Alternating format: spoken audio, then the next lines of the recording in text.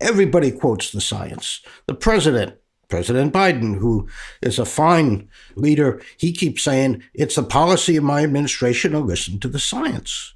And then you've got John Kerry, who said, there's no doubt in anybody's mind that the science is absolutely certain. And so you have various people like Bernie Sanders, Mark Carney, the former head of the Bank of England, Bill Gates, my good friend Ernie Moniz, who was Secretary of Energy in the second Obama administration. They're all talking words: existential threat, climate crisis, climate emergency, climate disaster. And in fact, when you actually read the literature and the reports, there is no support for that kind of hysteria at all. And the problem is that there is a long game of telephone that goes on, which starts with the peer-reviewed literature, the reports of the basic research written by scientists, for scientists, peer-reviewed. There is then the process of putting the assessment reports together, which can go on for a couple years, typically involve hundreds, if not thousands, of people contributing. They are a narrative, if you like, that are meant to convey things to non-experts. Then there are the summaries for policymakers of the assessment reports, which further distill the understanding down. And then finally, you get to the media, which translate it for the general public. And, very few people actually read the assessment reports. And so there's ample opportunity for mischief along that chain of refining and filtering to spin things one way or the other.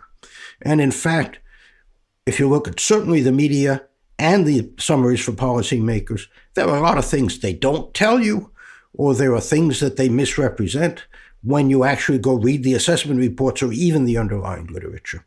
And so that's what people mean by the science. And, my guess is that, I don't know for sure, but certainly Bernie Sanders, John Kerry, maybe even Bill Gates, I don't know, have not actually read the reports, let alone the underlying literature.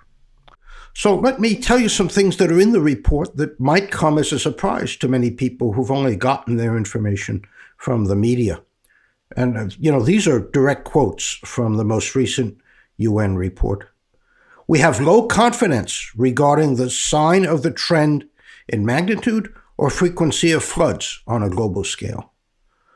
We have low confidence in any global scale trend in droughts or dryness since the middle of the 20th century.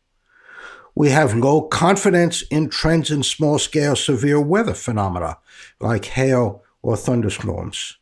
And we have low confidence in large-scale changes in the intensity of mid-latitude storms since 1900. And then you dig a little bit deeper into some of the other phenomena. U.S. heat waves are now no more common than they were at the beginning of the 20th century. And the warmest temperatures in the U.S. have not gone up in the past 50 years. Global wildfires have declined more than 25% since 2003. And the last year, 2020, was one of the least active years in the wildfire record. There's no detectable human impact on hurricanes over the past century. And the one that is in many ways a bottom line is that the net economic impact of warming of 3 degrees, which is twice the Paris goal, if it happened, would be minimal.